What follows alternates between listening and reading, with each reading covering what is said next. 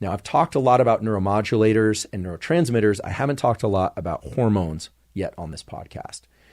The definition of a hormone is it's a substance, a chemical, that's released from one organ in your body that goes and acts on other organs elsewhere in your body, including your nervous system.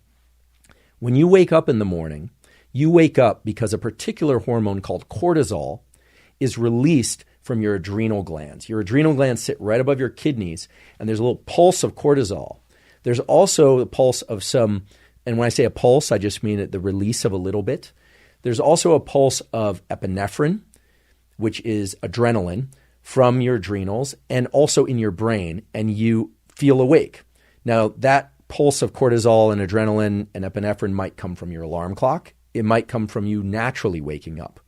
But it tends to alert your whole system in your body that it's time to increase your heart rate, it's time to start tensing your muscles, it's time to start moving about.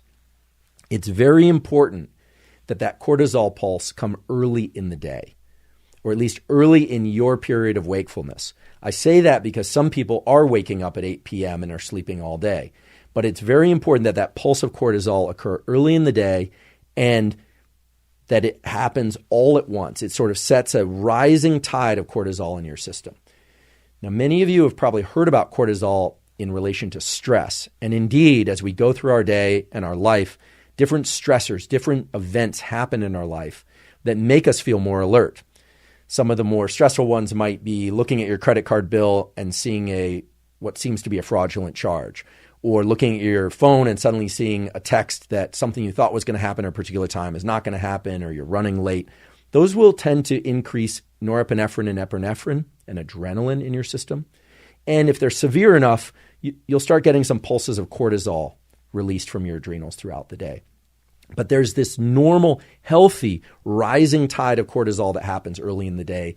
And I say healthy because it wakes you up. It makes you feel alert. It makes you feel able to move and wanting to move and to go out about your day for work, for exercise, for school, for social relations, etc. So when you wake up in the morning is when that cortisol pulse takes off. And something else important happens. A timer is set in your body and in your nervous system that dictates when a different hormone called melatonin, which makes you sleepy, will be secreted from a particular brain region.